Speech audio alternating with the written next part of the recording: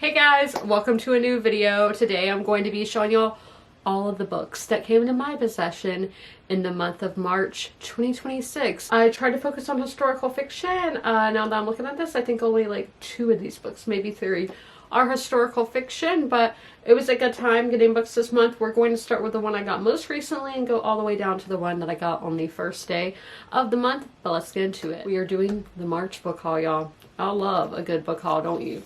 The first book that I hauled is one that I have heard about for a really long time, and I just did not expect to see it when I had to run to the store the other day. It is a medieval horror, which is something that I'm really intrigued by. I did watch a movie like this, and then it's something that I would kind of like to write. I just think it's a really fun subgenre in the horror or historical fiction genre, whichever one you want to put on top. I think it's really cool, and just with everything I've kind of been fascinated at the moment of like spiritual warfare and how that I've always learned is an ever-present thing that is happening, but just hearing more people talk about that is really fascinating. That's kind of what this book focuses on, and that is Between Two Fires by Christopher Buehlman, an epic tale of medieval horror. This edition that I have here is a hardback with black sprayed edges, and the end pages have dancing skeletons.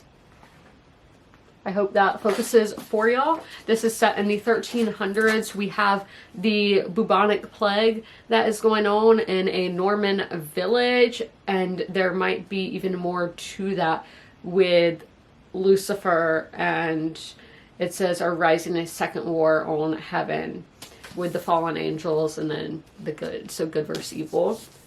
That sounds really intriguing and right up my alley of what I've been into currently. I did place an order at Book of the Month. I've never skipped. I cannot skip. That's just not who I am as a person. I got 3 books this month, which is more than I typically do, but they did have their Lolly, which is their Book of the Year award. We will talk about that, but the first book is my pick of the month. I really struggled on which one I was going to select, but this is the one that I ended up going with, and that is Almost Life by Kieran Millwood Hargrave. Love this cover, but this is an epic almost love story. Maybe we can consider it a love story spanning decades. That sounds like it's going to be epic. It's a decade-spanning love story that will break your heart and remake it, starting in Paris in 1978. We have England involved, which y'all know I love. So look at this color scheme. I talked about it in my unboxing video, but I love the bubblegum pink.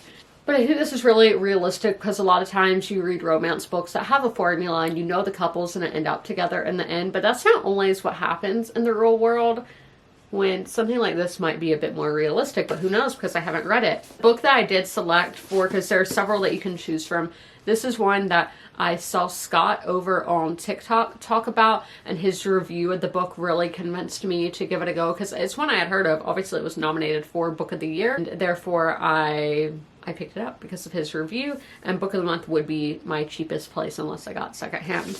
And that is The Names by Florence Knapp. I don't know how well y'all are going to be able to see the kind of like translucent medallion, I guess, on the back.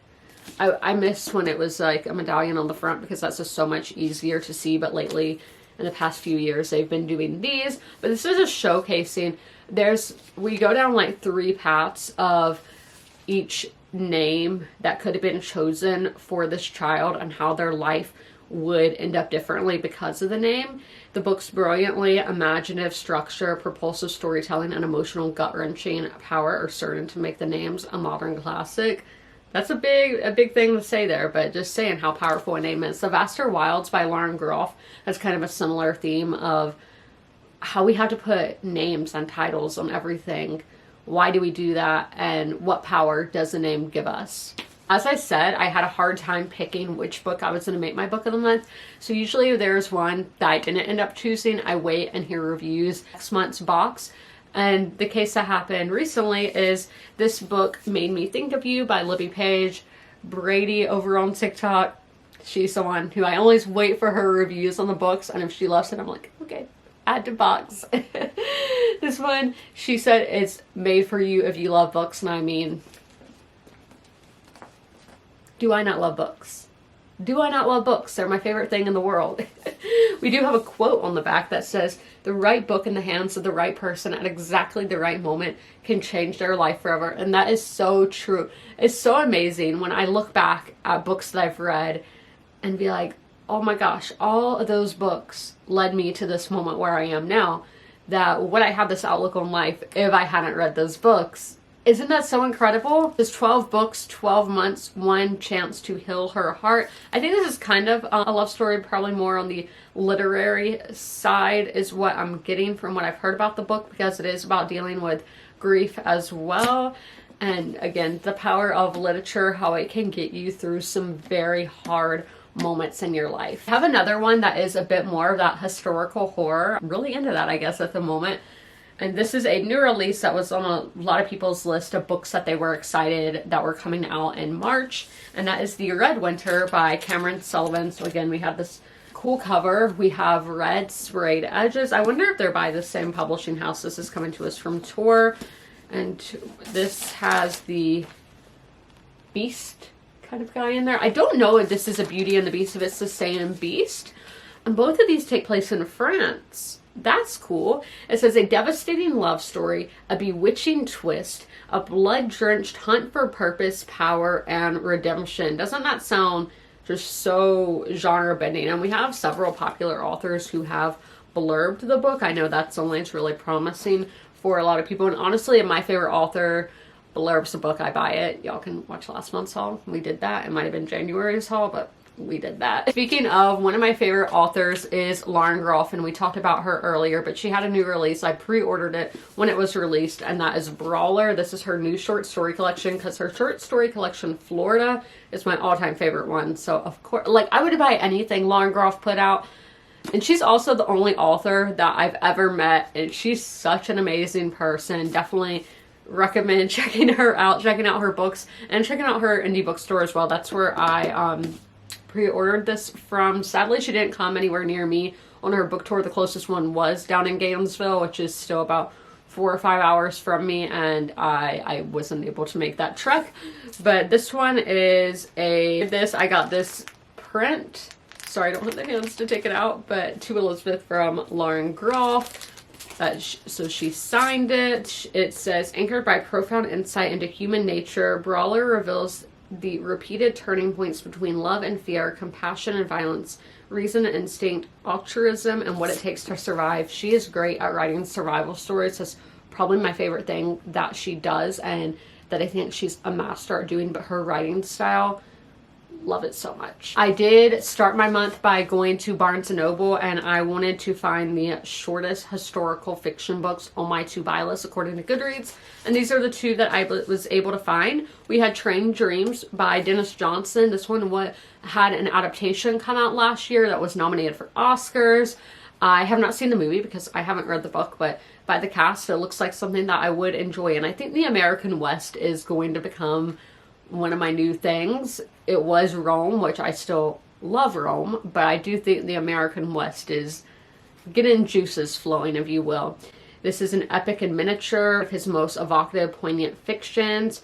It's a story of Robert, a day laborer in the American West at the start of the 20th century, an ordinary man in extraordinary times. I see that in a lot of books, but I do love it just to see how history impacts the everyday person. So I did get this one, and also I got Minor Detail by Adanya Shibble. I'm sorry if I'm mispronouncing that, and it was translated by Elizabeth Jaquette, because this is a Palestinian author. This has two timelines, one in 1949 where this Palestinian woman, something terrible happened to her, or it was a teenage girl, mind you. So she was attacked by a group of Israeli soldiers, and they killed everybody that she knows, and they kidnap her, rape her, gang rape her, and murder her. And obviously this has been, what is that called? Covered up. Nobody talks about that.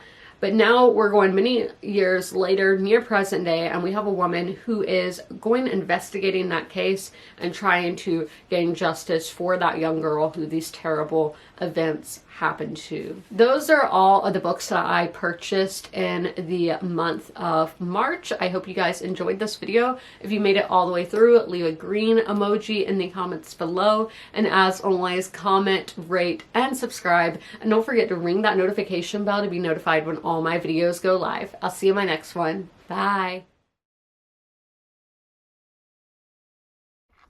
If you are familiar with my videos, you're used to seeing Sherman at the end of them. Sadly, Sherman has since passed away, but I would still like to encourage you guys to help your local shelters. Sherman was at the Darlington County Humane Society in rural South Carolina. I always have their link down below in the description if you guys would like to help them, but also help your local shelters as well. You can do that by donating, sharing posts like this one, volunteering, fostering, and adopting, which it's great to do all of those things.